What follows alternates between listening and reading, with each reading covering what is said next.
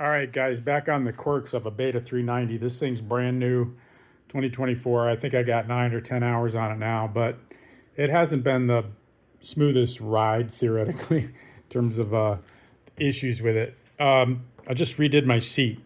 I got videos in there for that, but I had to point that out. It came out great. I did it myself.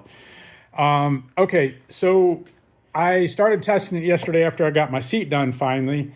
And I got the remapped by the dealer. So here I am back to taking it out for a ride yesterday. And, I got the wheels balanced. I ripped it down the road.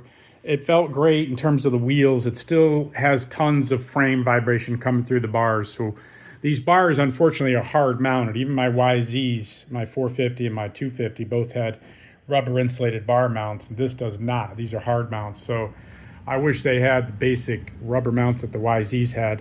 Anyway, I'm looking at getting different mounts for that somehow to insulate some of this vibration and maybe filling the bars up with silicone like they recommend. Anyway, let's go to what happened yesterday. Everything went smoothly. Got home, played around in my yard a little bit, and I was doing stoppies, slamming the front wheel up and bringing the ass up in the air just for fun. And I don't know, maybe I jammed up that breather valve thing that's in here. So I got rid of that because it was stalling. It just started stalling out of the blue, wouldn't restart. It was like it was flooded. And, since they mapped it, it does start really well until yesterday. And there's a little nubby thing in here I could show you, but it's outside because it was full of fuel. And I think that got jammed up by me slamming fuel into it so many times. So just pop the thing off. It just push it to the side, it pops out. Watch out for that tiny O-ring that doesn't, you got to pull that too so it doesn't fall back down into your tank. So I got rid of that. That's one thing they recommend. I should have done that from day one, but I just figured I'd leave it and see how things went. Well, they're not going great. So, all right, now I'm on to the charcoal canister because I don't really know what's going on with this thing. So I am going to eliminate this charcoal canister, which maybe many of you already have. So basically this thing's mounted right here. Let me see if I can get this light hung up so you guys can...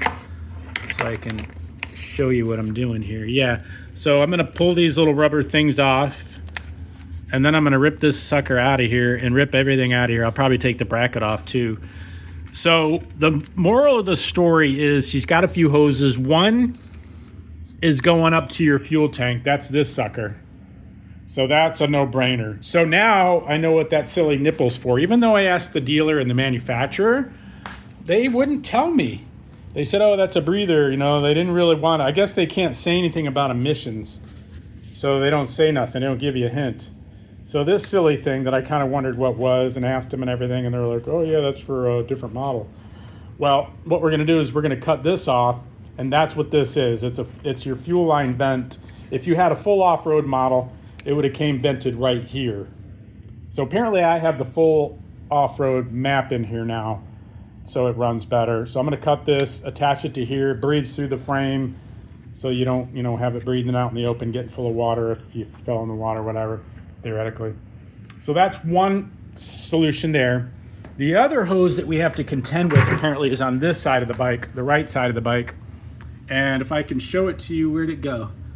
Oh, there it is. Okay, let me get the light for you guys. All right, so what we're doing is that lighted up enough? Let's see here. Where the heck can I hook this silly thing? Here, how about there? Nope.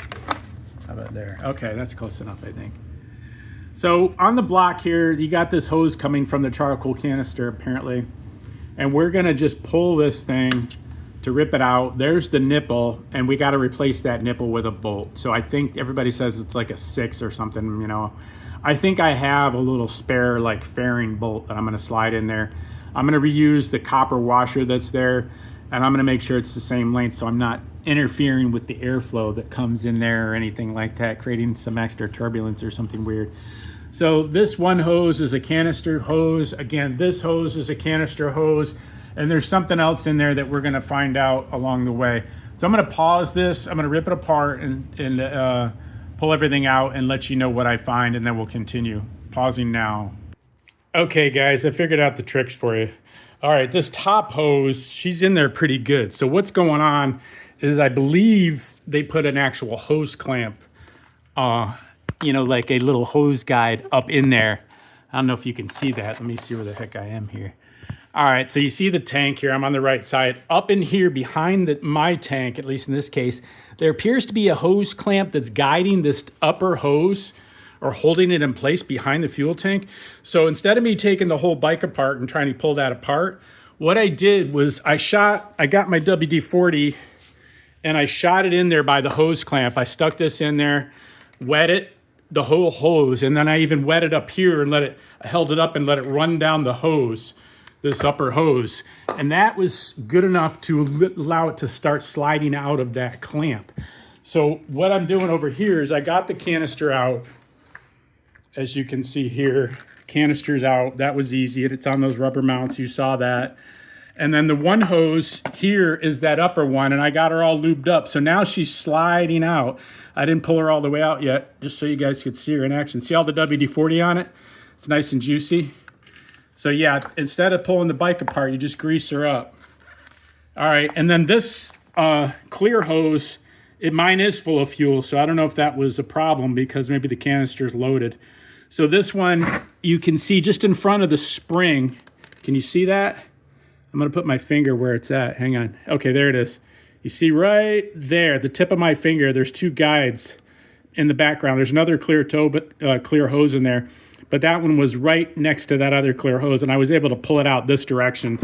So now, and then the other one had that little clamp that was on the engine block. I took the little pinch clampy thing off, if you can see, off the end of it, so I could slide that out. So that one came out easy because she was short.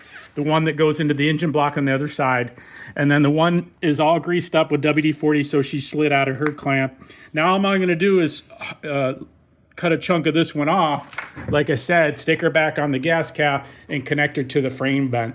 All right, that's gonna be the end of that. And oh, of course, we gotta block that hole on the engine. I'm not gonna get into that. That'll be simple for you guys. Find another bolt that fits it. Don't go too deep. Stay at the same depth. If you have to, add some washers, but use that other brass washer. All right, I hope that helps you guys. Take care. Appreciate any likes and subscribes. We've got a bunch of Beta 390 videos in here. So hopefully we'll see how she runs. I'll give you an update. Take care.